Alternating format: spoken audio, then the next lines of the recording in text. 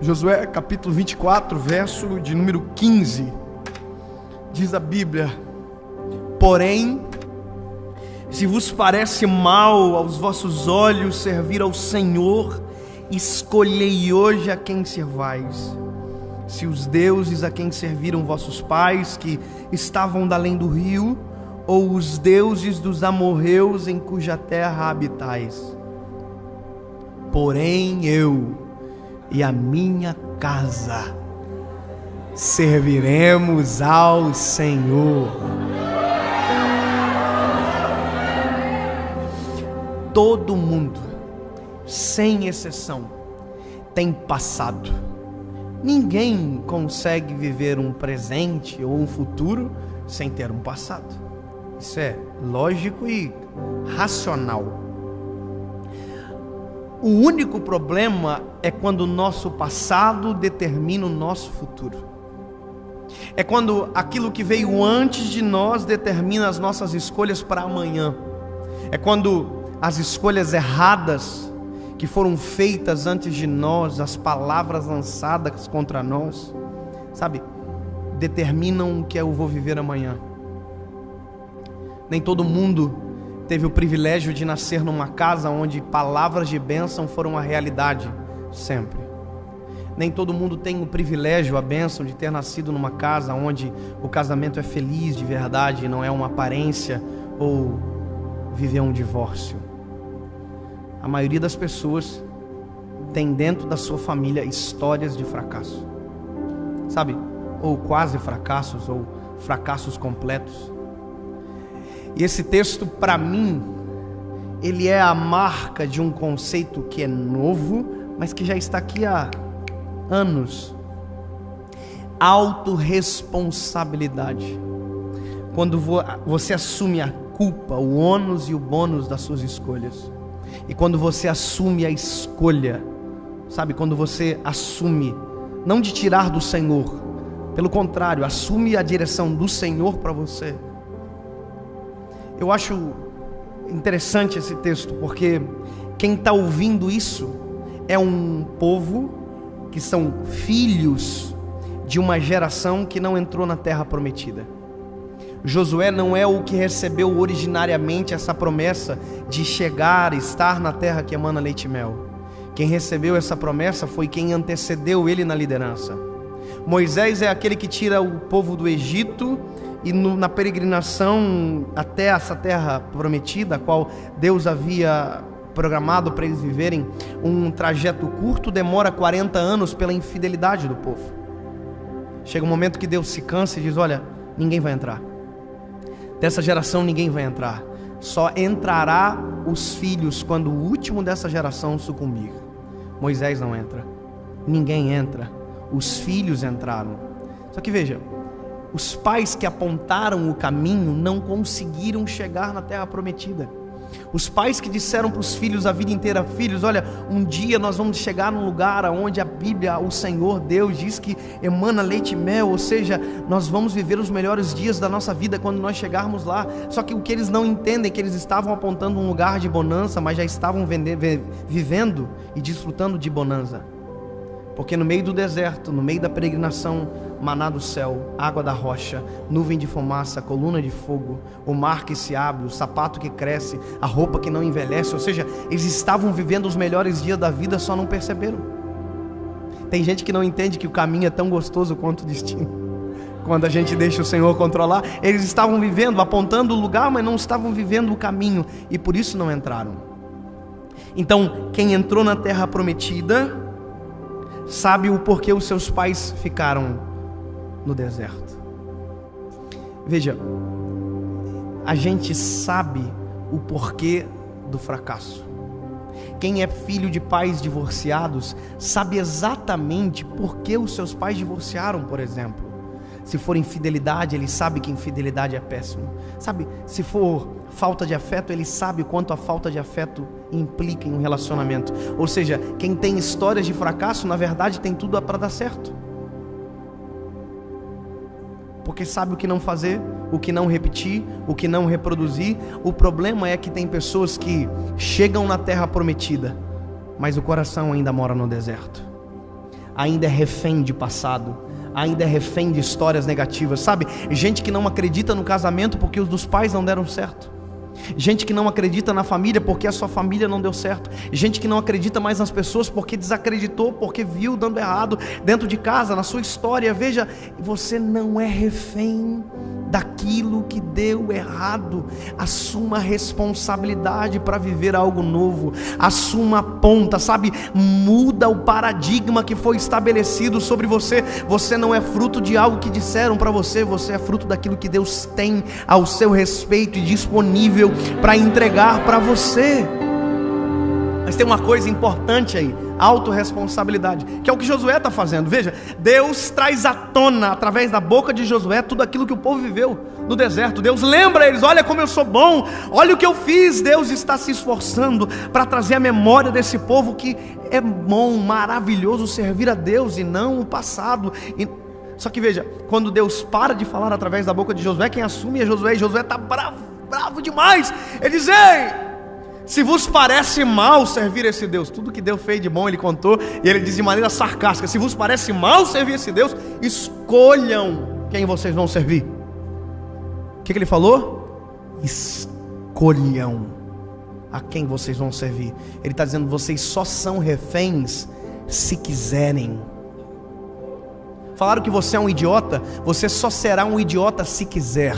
Falaram que você é um fracassado, você só será um fracassado se quiser. Falaram que você não vai dar certo, você só não vai dar certo se quiser. Ei, quem veio antes que você divorciou, não deu certo o casamento, só dará errado o seu se você quiser. Porque se você quiser dar certo, escolha. Se você quiser que a sua vida seja o oposto daquilo que disseram, escolha. Deus tem algo novo para você a partir da decisão que você tomar. Ei, eu não sou aquilo que disseram ao meu respeito, eu sou aquilo que o céu gritou sobre mim nesta geração. Quando eu fui casar, eu vou contar um pouco antes. Quando eu encontrei a minha esposa, Paula, eu casei com a minha primeira namorada. Yes, ganhei. Eu conheci ela quando eu tinha 16 anos. Eu me lembro que eu cheguei em casa, disse para minha mãe: mãe, eu conheci a mulher que eu vou casar. Ela quase morreu. Imagina um filho desse perder. Eu entendo ela. Ela ficou morrendo de ciúme. Ela disse que ela não queria conhecer a Paula. Eu não quero conhecer ela. Durante 30 dias ela não quis conhecer a minha esposa. Depois ela se rendeu. A minha esposa é maravilhosa, linda, é um doce de mulher, é a mulher mais incrível que eu já conheci na minha vida. Por isso casei com ela. E veja, eu me lembro que eu trabalhava de estagiário nessa época no banco. Sabe estagiário do banco? Caixa Econômica?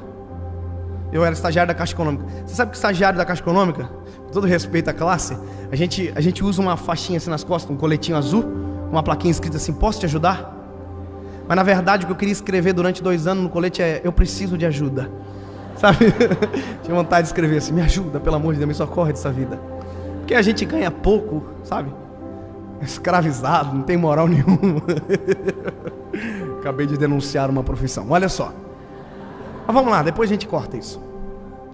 Eu me lembro que eu estava na cozinha assim, almoçando. Tinha vários funcionários e o estagiário se achando, sentado na mesa. Aí eu me lembro que eu falei assim: gente, eu descobri a mulher que eu vou casar.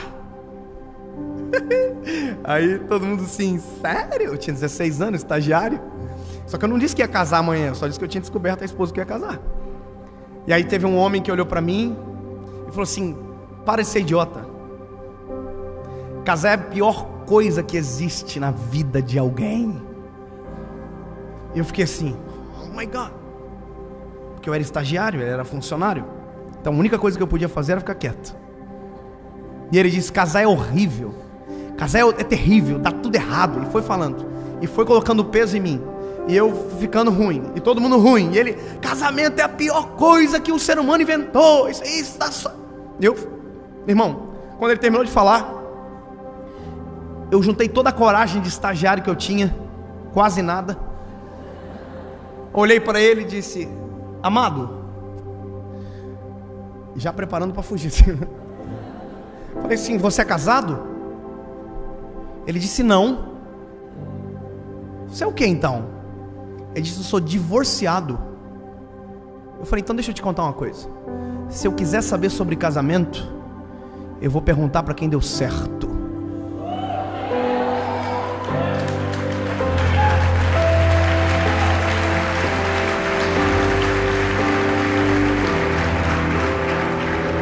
Me lembro de no final do dia passar na mesa de gerente, assinar uma folha. Brincadeira. Mas deixa eu te dizer, a gente tem que fazer isso. A gente tem que parar de aceitar lixo de gerações que foram passadas para nós. A gente tem que parar de aceitar legados de maldição. Para de se vitimizar, para de colocar a culpa em quem veio antes, que você assume a responsabilidade. Ei, o meu casamento será feliz. Teve divórcio no casamento de vocês, da família de vocês, dos pais de vocês? Olha pra cá. O meu casamento vai dar certo. Teve adultério? Eu serei fiel à minha esposa até o final. Sabe, porque a gente escolhe. É o que Josué está dizendo. Ei, se vocês quiserem dar errado, o problema é de vocês, porque eu e a minha casa serviremos ao Senhor. Você está entendendo? Ele está dizendo: ei, eu não sou refém do passado, eu não sou refém de um modelo fracassado que está posto. Deus tem algo novo para mim, Deus tem algo bom para minha história. Eu não sou refém. Tem gente que vive isso, sabe? O pai bateu nele, ele tem um filho, ele bate no filho. Para de passar aquilo que te fez chorar adiante. Para de passar aquilo que te machucou adiante. Eu estava assistindo um filme com a minha esposa esses dias, e a gente estava assistindo um filme onde o filho estava no quarto chorando e os pais na sala brigando. E eu e minha esposa vivemos isso. Os pais brigando na sala e a gente chorando no quarto escondido. Quantas vezes eu chorei escondido no quarto? Na época os meus pais não estavam bem, meu pai fora da igreja. Quantas vezes? E isso me doía demais. Sabe o que é isso? Eu sei o quanto dói ver a desunião dentro de casa. Portanto, eu tenho uma escolha. Eu tenho um filho agora. Eu tenho um filho, eu não vou fazer o meu filho passar por o que eu passei. Ele não precisa sofrer o que eu sofri. Sabe o que é isso? Eu decidi, eu e a minha casa serviremos ao Senhor. Isso é muito simples. Eu e a minha esposa, quando a gente foi casar, minha mãe falou para mim assim: filho, como você quer que o seu casamento seja? Eu falei: como assim, mãe? Ela disse: você quer que o seu casamento seja uma bênção ou um inferno? Eu falei: e não é óbvio, mãe? Eu quero que o meu casamento seja uma bênção. E ela disse para mim: então, escolha.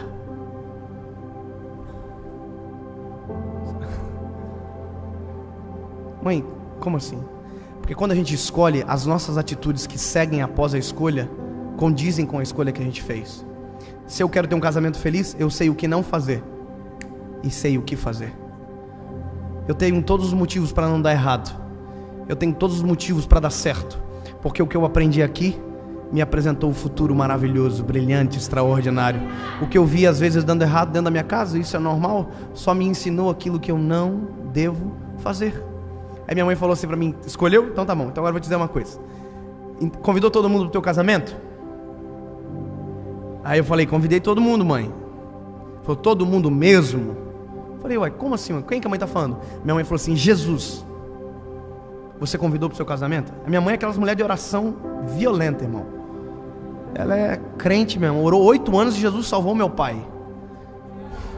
Sabe o que é isso? É uma mulher que tomou a decisão. Eu só quero te dizer uma coisa: na ausência de sacerdote, se você não for o Josué dessa casa, Deus vai levantar um menino, a menina, a mulher. Na ausência de sacerdote, Deus levanta você para gritar bem alto: eu e a minha casa serviremos ao Senhor. É só um adendo para você.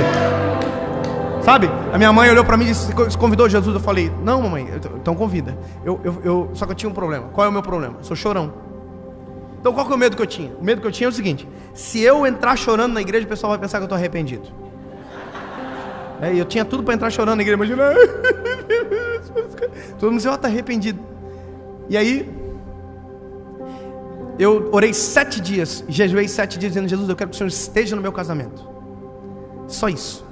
Eu quero que o Senhor esteja, eu quero te sentir lá. Mas não quero chorar na cerimônia, eu quero chorar antes, se possível, para não fazer vergonha.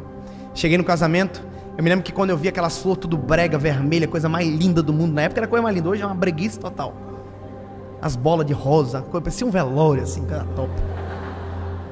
Mas nós achava a coisa mais chique do mundo. E a minha esposa ainda disse: olha, eu quero uma decoração para a igreja ou outra para o salão. Toda metida. E Deus atendeu o pedidinho dela. Mas deixa eu dizer, eu entrei na igreja, olhei tudo aquilo, me lembro que eu comecei a sentir a presença de Deus, entrei dentro de uma sala e eu gritava chorando, dizendo: Tu é maravilhoso, Tu veio, Tu é real, Tu estás aqui, Senhor, Tu és o meu Deus. E aí eu me lembro, irmão, que eu comecei a chorar, eu estava maquiado. Sabe, irmão, sabe? Oh my God. Péssimo, irmão, o maquiador deixou igual um robô, coisa mais feia do mundo. E eu me lembro que eu saí assim, sequei a maquiagemzinha, entrei na igreja sem chorar, casei com a minha esposa e fui para casa. E no dia que eu fui para casa, sabe quem foi comigo? Jesus. E sabe quem mais? Ninguém. O passado ficou para trás, as coisas velhas se passaram e tudo se fez novo. Porque no meio do caminho do deserto eu construo uma estrada, e no ermo eu coloco um rio. Recomeça, viva algo novo.